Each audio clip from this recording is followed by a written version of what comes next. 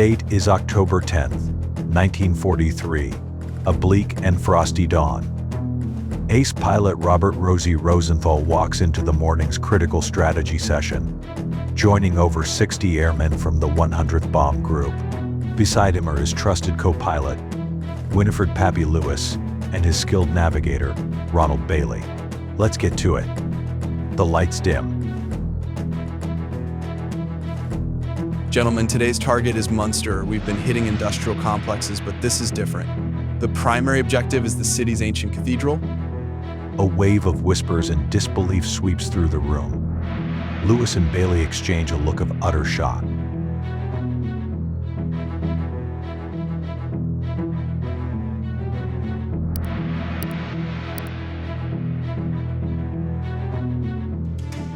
At the forefront of the 100th Bomb Group, Major John Egan prepared to lead an operation heavy with historical consequence. A veteran of countless perilous sorties, Egan understood intimately the grim cost of aerial warfare, carrying within him memories of comrades who never returned. For the men under his command, this mission to Münster represented more than strategic value. It was personal, a chance to settle scores for past sacrifices. Pre-flight checks echoed routinely across the field. Engines roared to life, indicators steadied, and crews silently steeled themselves for the journey ahead. Münster was no ordinary target. It stood as a vital nerve center for Germany's railways, crucial to sustaining their relentless war effort. The timing, synchronized with Sunday Mass, underscored the chilling gravity of their assignment. One by one, the formidable B-17 flying fortresses ascended methodically into formation, their collective drone filling the skies. Among them, the Royal Flush maneuvered into its designated position at the vulnerable tail end of the formation, bracing for inevitable confrontation. Intelligence reports were dire, warning of over 500 enemy fighters poised to intercept. Ahead lay formidable flak defenses, waiting patiently above Münster. With 274 bombers committed, the stage was set for one of the war's most harrowing aerial confrontations.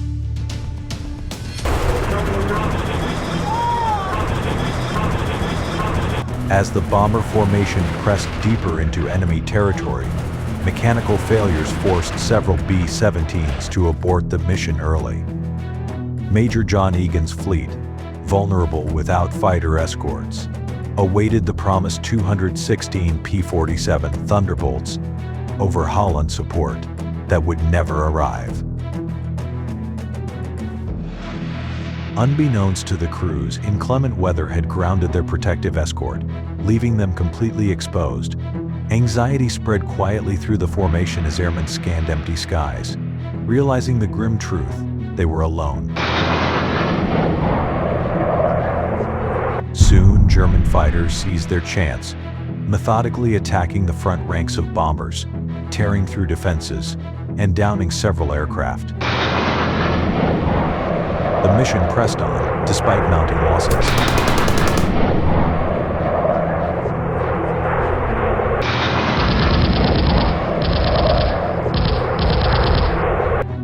As the bomber formation advanced, German interceptors appeared swiftly on the horizon. Squadrons of Messerschmitt 109s and Focke-Wulf 190s rapidly closed the distance, initiating a brutal assault.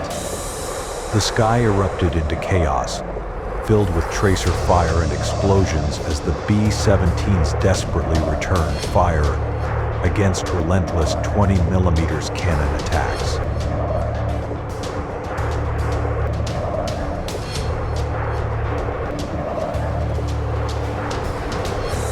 Moments later, Messerschmitt 110 fighters launched rocket strikes from behind, intensifying the deadly barrage.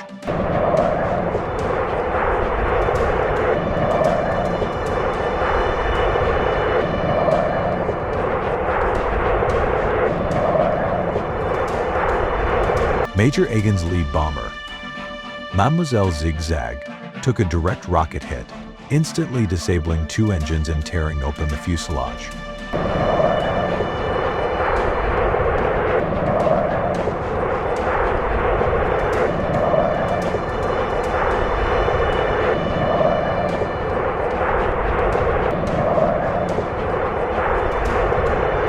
Fighting to maintain control amidst catastrophic damage, Egan's bomber faltered, steadily losing altitude and slipping dangerously behind the formation.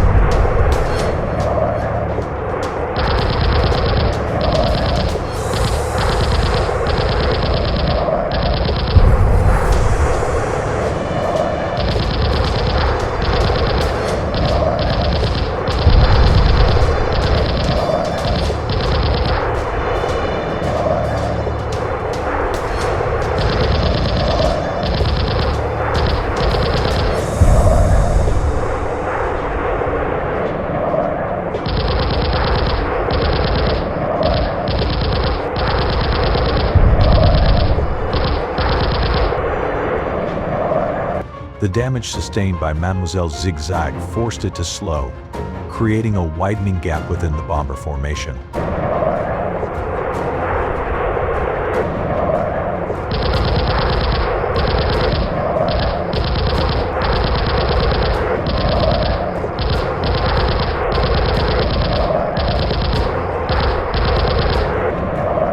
Unaware of Egan's critical situation, trailing B-17s reduced speed to remain aligned, unintentionally amplifying their vulnerability.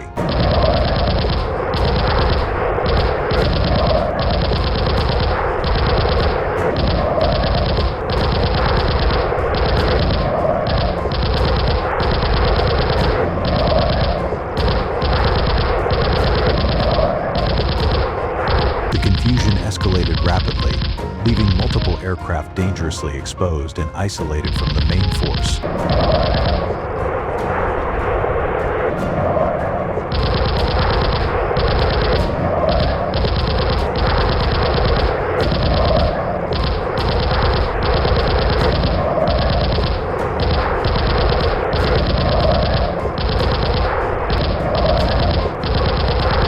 Pilots faced a harrowing decision: maintain unity with crippled aircraft or break formation to seek the relative safety ahead.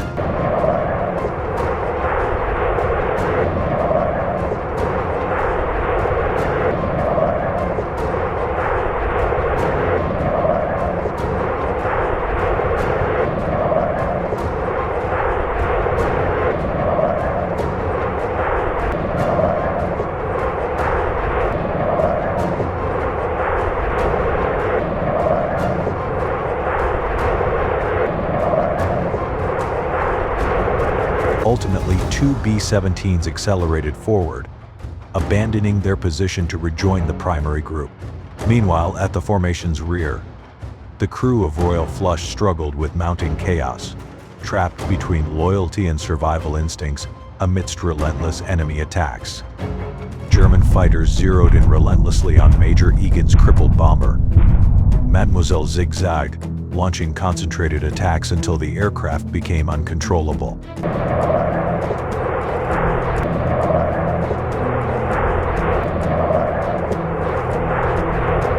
Recognizing the inevitable, Egan ordered the crew to abandon the aircraft. As crewmen leapt from the damaged B-17, Egan and his co-pilot struggled briefly to stabilize it before heading to the bomb bay themselves, barely escaping amidst a hail of enemy gunfire. Meanwhile, aboard Royal Flush, Rosenthal and Lewis watched helplessly as fellow bombers fell victim to the relentless assault. Suddenly, a German fighter targeted them directly, launching rockets, one striking the wing, causing immediate and devastating damage, intensifying their desperate fight for survival.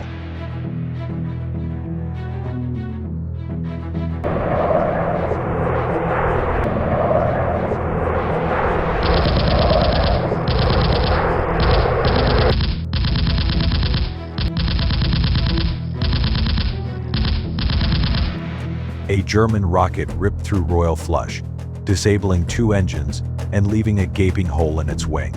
Struggling forward, Rosenthal and his crew pressed on toward their target. As enemy fighters withdrew, Münster's anti-aircraft guns unleashed intense flak, fiercely targeting the now isolated bombers. One aircraft was quickly hit, igniting in flames, forcing its crew to abandon the mission. Another B-17 soon followed, consumed by fire and spiraling from the sky. Alone and vulnerable, Royal Flush continued resolutely. Approaching their target, the bombardier took control, released their payload, and Rosenthal immediately executed evasive maneuvers, desperately dodging through relentless bursts of flak. Escaping Münster with heavy damage and only 2 functioning engines, Royal Flush faced an uncertain journey home. Completely isolated and vulnerable, the battered B-17 was quickly targeted by approaching German Fu-190 fighters. The bomber's gunners fought valiantly, managing ammunition carefully as pilot Rosenthal executed risky evasive maneuvers, defying standard bomber flight doctrine.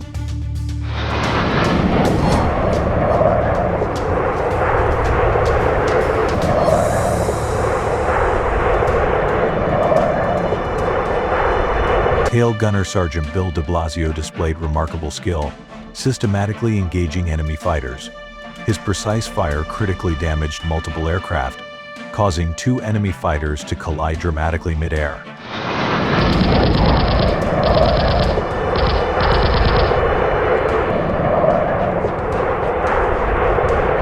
Additional German interceptors joined the assault, launching rockets that miraculously missed. Amid intense crossfire, 2 waist gunners sustained severe shrapnel wounds.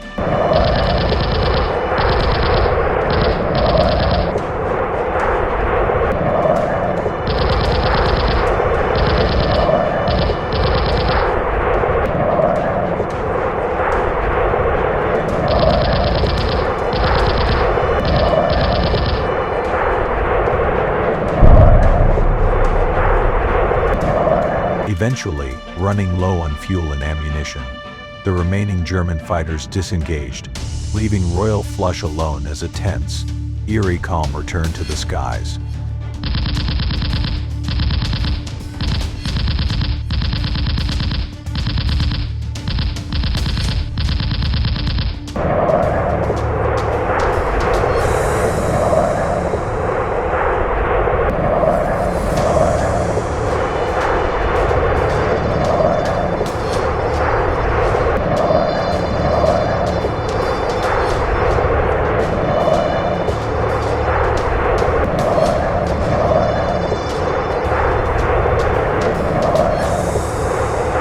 As the Royal Flush, riddled with damage and carrying wounded, limped towards home, hope was mixed with dread. Against all odds, the battered bomber touched down on the airstrip. But as the crew emerged, they were met not with celebration, but with a chilling realization. They were the only ones to return from the 100th. The silence that followed was heavy, laden with the understanding that this mission was nothing short of a catastrophe.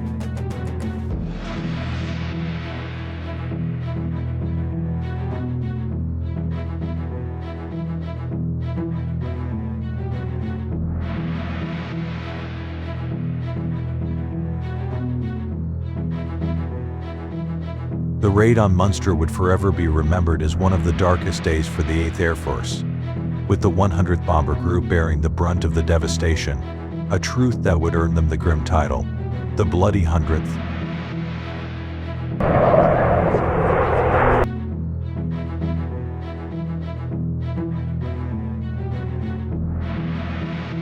Of the brave airmen who had set off that day, many were lost.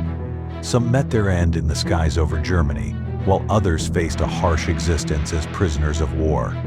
In the decades following the mission to Münster, historians and military analysts have revisited the archives, uncovering previously classified documents that shed new light on the operational decisions made that day.